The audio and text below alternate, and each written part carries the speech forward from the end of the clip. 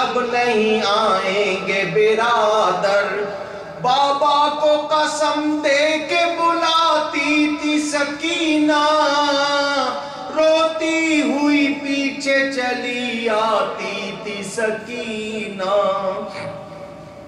چلاتی تھی قربان ہو بیٹی چلے آؤ، مر جاؤں گی بابا مجھے تم چھوڑ نہ جاؤ، صدقے گئی ننھا سا میرا دل نہ دکھاؤ، بے تاب ہوں مڑ کر مجھے صورت تو دکھاؤ، شاہ کہتے تھے ماں پاس رہو نکلو نہ تم گھر سے، اب حشر میں ہوگے گی ملاقات پدر سے۔ امام باہر آئے، جب بھی کوئی جاتا ہے آپ سوار کراتے ہیں، اب آپ کی روانگی کا وقت ہے، کوئی سوار کرانے والا نہیں۔ سیدہ زینب نے چادر اوڑھی اور کہا اے میری ماں جائے، آج تجھے سوار کرانے والا کوئی نہیں، تجھے تیری بہن سوار کرائے گی۔ بہنیں بھائیوں کو دولہا بنا کے سوار کراتی ہیں۔ سیدہ زینب کا مقدر دیکھو جس نے جنت کے نوجوانوں کے سردار کو سوار کرایا۔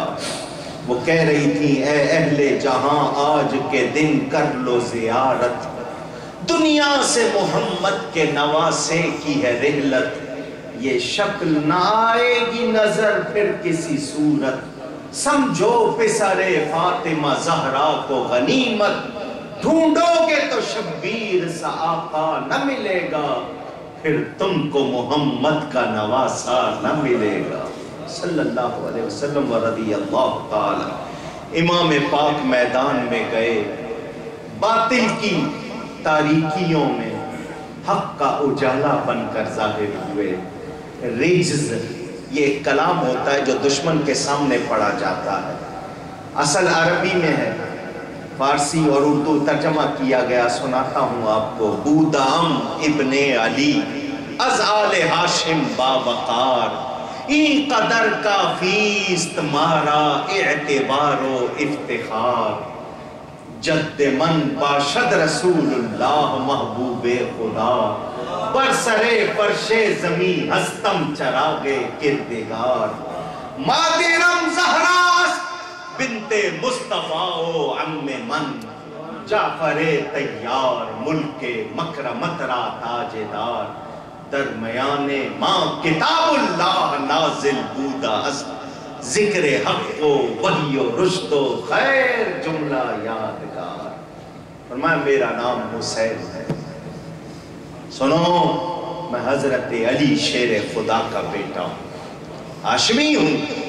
تعارف کے لیے اتنا ہی کافی ہے، تم عرب کرتے ہو، خاندان میں اپنے خاندان کا بتا رہا ہوں، ہمارے خاندان سے زیادہ عزت والا کون سا خاندان ہے؟ یہ تعارف ہو گیا۔ اب دوسرا تعارف سنو، میرے ہی نانا رسول اللہ صلی اللہ علیہ وسلم جو اس سرزمین پر اللہ تعالیٰ کی روشن دلیل بن کر آئے، میری ہی ماں کا نام فاطمہ زہرا جو جنت کی عورتوں کی سردار، میرے ہی چچا جعفر تیار جو فرشتوں کے ساتھ پرواز کرتے ہیں، ہمارے گھر میں ہی قرآن اترا، ہمارے گھر سے ہی اسلام ملا۔ جب بھی خطیب خطبہ پڑھتا ہے نبی اور صحابہ کا ذکر کر کے ہمارا ذکر کرتا ہے، نماز میں ہم پر درود بھیجا جاتا ہے۔ پہچان لیا؟ کل کو یہ نہیں کہہ سکتے تمہیں کسی نے بتایا نہیں تھا، کسی نے سمجھایا نہیں تھا۔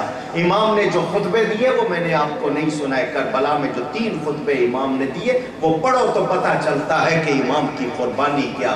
فرمایا پیچھے کوئی اور نہیں ہے تلوار اٹھا کے آنے والا، اپنے نبی کا گھر اجاڑنے والوں آؤ، تمہاری مراد کے پورا ہونے کا وقت ہے، میرے خون سے اپنی پیاس بجھاؤ۔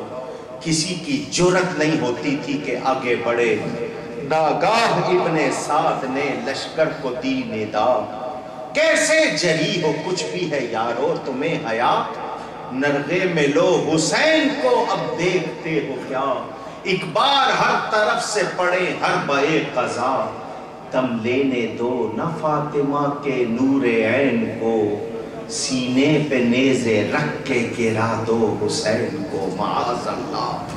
اس بے ایمان نے جب یہ کہا، اس نے ابھارا، یہ سن کے مستعد ہوئے وہ سارے نابکار، پہلو میں آئے تان کے نیزوں کو نیزے دار، سینے کے آگے تیر زنوں نے کیا قرار، پتھر لیے یمین و یسار آئے 2000، پیدل سوار گرد سب اس آن ہو گئے، بے کس کے قتل ہونے کے سامان ہو گئے۔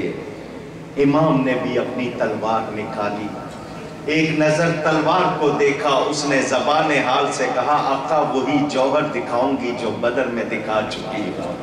جب بدر میں مولا علی کے ہاتھ میں یہ تلوار چلتی تھی، غیب سے آواز آتی تھی لا فتح الا علی، لا سیف الا ذوالفقار، علی جیسا جوان کوئی نہیں، ذوالفقار جیسی تلوار کوئی نہیں۔ دو منہ کی تھی اس لیے ذوالفقار کہتے ہیں اسے، اس کے آگے دو منہ تھے، امام کے ہاتھ میں تھی۔ انہوں نے جب حملہ کیا امام نے بھی تلوار نکالی، امام کا حملہ نہیں تھا، قہر خدا تھا جو یزیدی لشکر پر نازل ہو گیا۔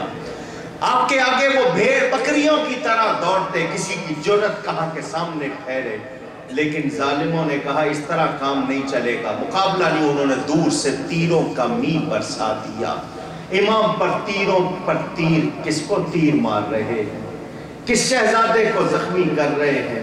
یہ وہ کہ رسول اللہ صلی اللہ علیہ وسلم نماز پڑھا رہے ہیں، یہ پشت پر سوار ہو گیا، اللہ کے نبی نے سجدے کو لمبا کر دیا تھا، کہیں یہ گرے بچہ اس کو چوٹ نہ لگے۔ آج ظالم تیر برسا رہے ہیں، ایک تیر امام کے سینے میں لگا، اس کی نوک دل میں چبھی، امام پر ایک لرزہ طاری ہوا، آنکھیں کھولی تو اب سامنے تلواریں نہیں تھیں، نیزے بھالے نہیں تھے، رسول اللہ کھڑے ہوئے تھے۔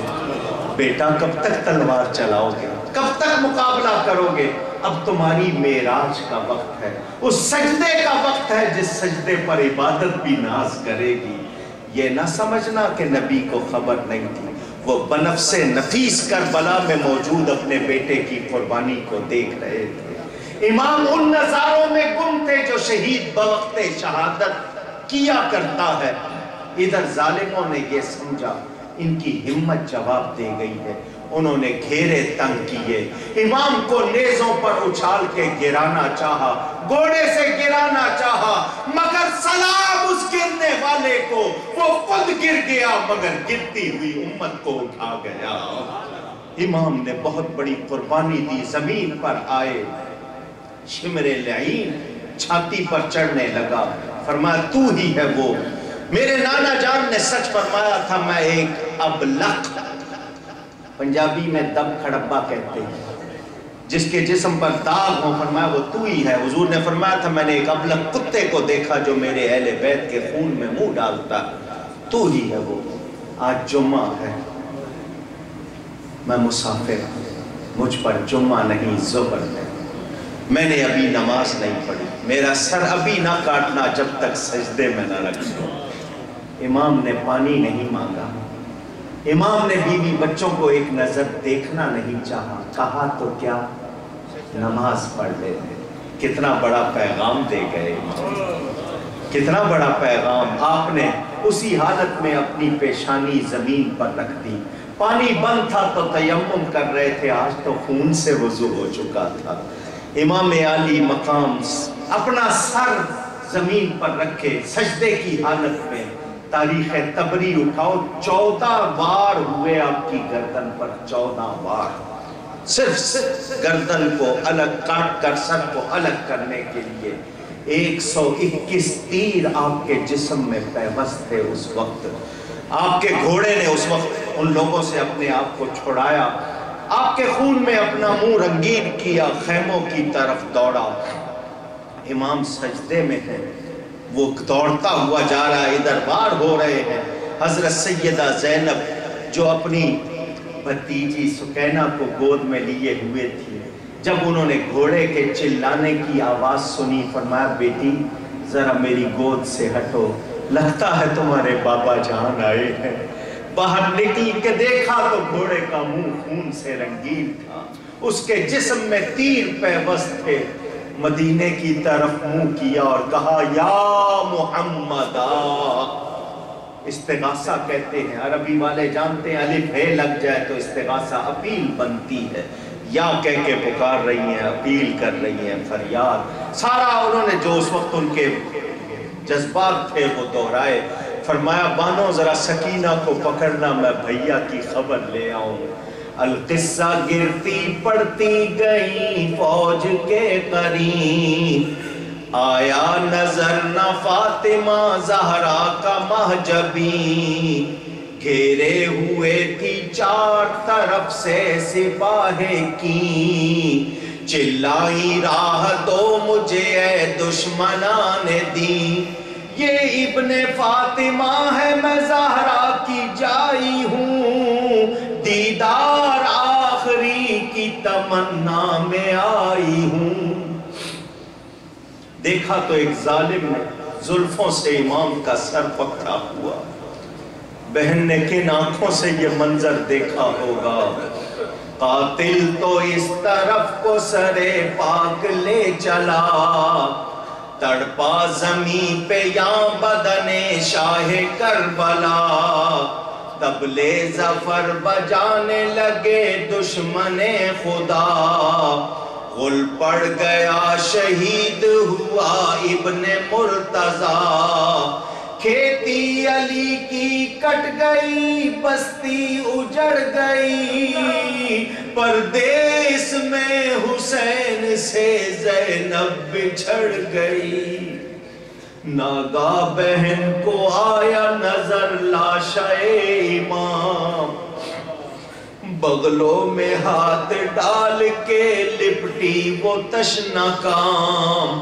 رکھ کر کٹے گلے پہ گلا یہ کیا کلام، اپنی کہی نہ میری سنی ہو گئے تمام، ہائے ہائے یہ میرے آتے ہی بیداد ہو گئی، تم ہو گئے شہید میں برباد ہو گئی۔